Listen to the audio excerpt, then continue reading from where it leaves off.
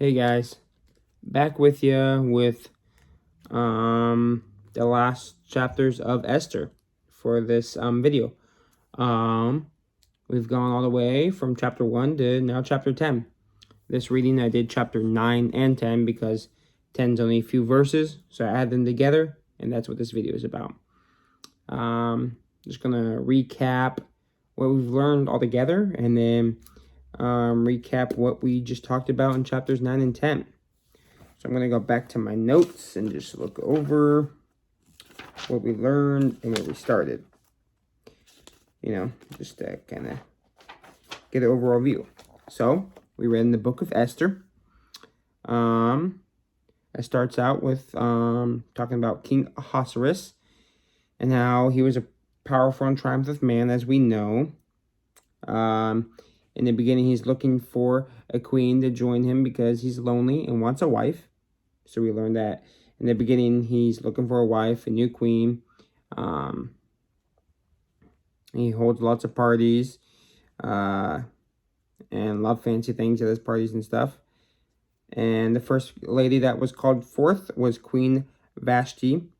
So she could be his new queen, but she denied that.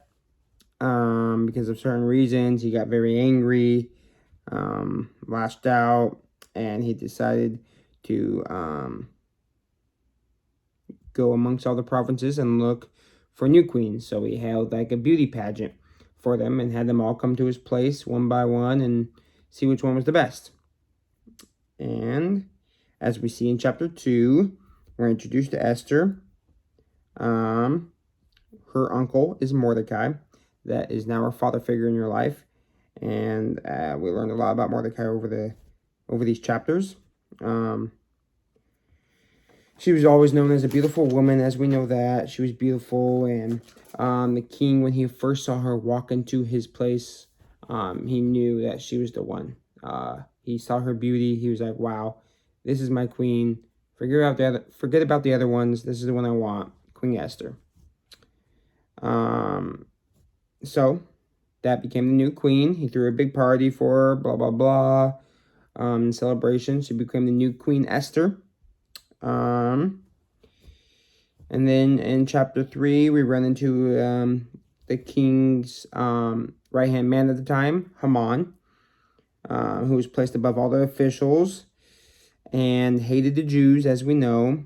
And this one guy, Mordecai, as we know, wouldn't bow down to him every time he would see him. He would never bow down to him because he was a Jew, didn't respect him. That made Haman very angry so many times, as we know, as we talked about. Haman is a very prideful, selfish, all about himself, all about power, and just hates the Jews, as we know.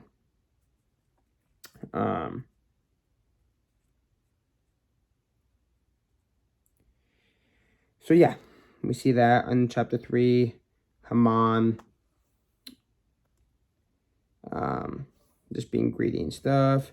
He makes a decree. He sends out a document and gets the king to sign it, sends it out to all 127 provinces to kill every Jew that they see, woman, child, anyone, because of what Mordecai was doing and not bowing down to him, and he hated the Jews. So we see that happen. Then we dive into chapter 4. We see people mourning because of this new decree that was set in the lands. We see so many people mourning because of the Jews that are going to be being killed and all this going down. And Esther gets a hold of this and hears about what's going on, what Haman has done. And we see that whole thing go down, that she doesn't want this to happen and that she's too scared to go talk to the king. Because she's not allowed to go into the king's palace without being asked by the king. And Mordecai asks her to talk to him, so it's a battle between them right for a little bit. So we see that it takes her a while to go and get the bravery to actually step up and do the right thing. But we do see that she finally does the right thing in chapter 5, and then we see that she enters the king's courts and stands in front of him, and he's immediately taken away by her beauty again, and he just is like queen, whatever you want, whatever you ask for me, I'll do, because he's just so in love with her and do anything that she says. And then so she finally says it. She says, Lord, will you please make a request that the Jews can be saved and that this will be erased. But first she asks him and King Haman to a feast for the next day. And then we see Haman goes and brags to his family and friends, which doesn't end out in his favor. He's being greedy again. He tells his wife Zeresh and his friends. And then the night before the feast, the king could not sleep. He realized how good that Mordecai had been to him, and that he knows that this is wrong, that the Jews shouldn't be being killed, and that he was just going along with what his right-hand man Haman said. So let me see. Queen Esther and Mordecai talking to the king, wanting him to rebuke this and send out a different law. And Esther tells on him that Haman's an awful guy. And we see that the king's furious. In the end, they hang Haman in the place where Haman had prepared for Mordecai to be hanged, but he got reversed on him. He died. So yeah, we see the king getting angry at Haman. We seeing Queen Esther falling at his feet and just pleading that the Jews don't be killed and that they're saved. And the king says yes. He sends out this decree to all 127 provinces, makes sure that the Jews are fine. And then we see at the end of chapter 8, which we talked about last video, that the Jews were happy and safe and that they had some more courage and weren't afraid anymore. And so that brings us to chapter 9 and 10, which we are talking about tonight.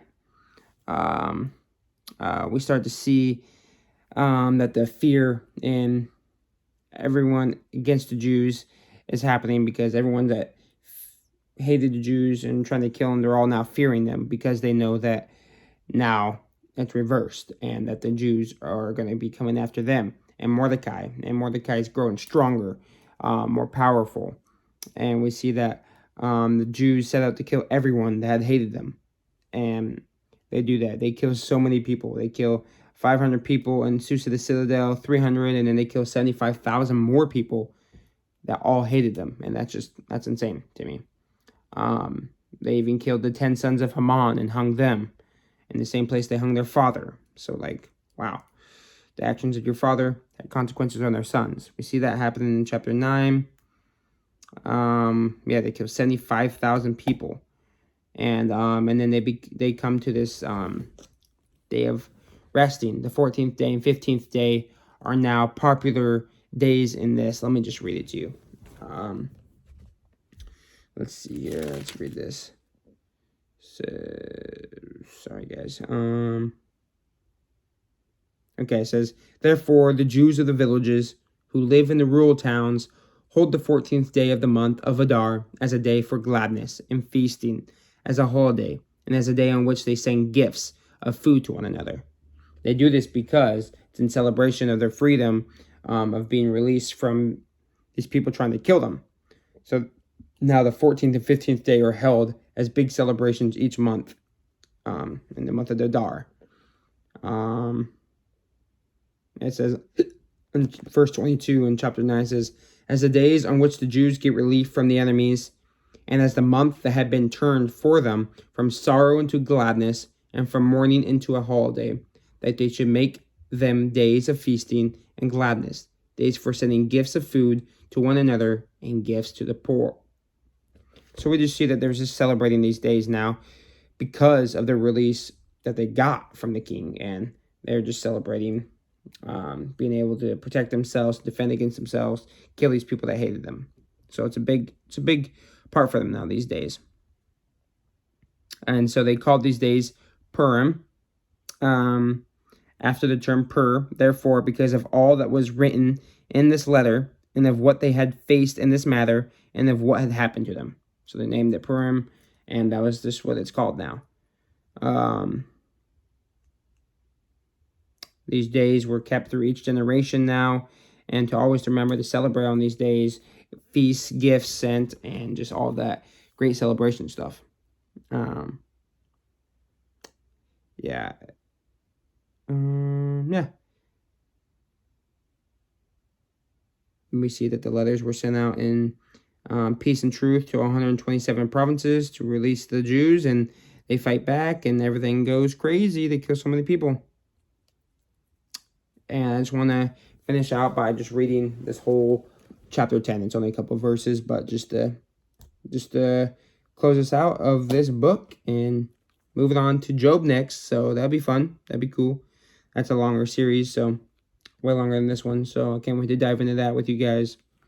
But chapter 10 is called The Greatness of Mordecai. King Ahasuerus imposed tax on the land and on the coastlands of the sea, and all the acts of his power and might, and the full account of the high honor of Mordecai, to which the king advanced him.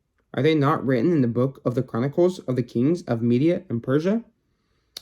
For Mordecai the Jew was second in rank to King Ahasuerus, and he was great among the Jews, and popular with the multitude of his brothers, for he sought the welfare of his people, and spoke peace to all his people. Guys, in these short 10 chapters, we see so many people's lives taken away. We see so many people's lives changing. We see so many people growing, especially Esther and Mordecai. They were just Jews in the land. Mordecai was taking care of his daughter, because Esther, because her parents died when she was young. We see that starting off, and then it blossoms into Esther becoming queen, and Mordecai becoming his second man to the king. And we just see their lives keep growing. And it's just amazing that we see so much growth and so much change in these short 10 chapters, But it has been really fun diving into these and just diving into it more. And it's been awesome. So I think you guys were following along if you were. But I had a great time either way. Yeah, I guess I'll see you guys next time when Job comes around. Peace out.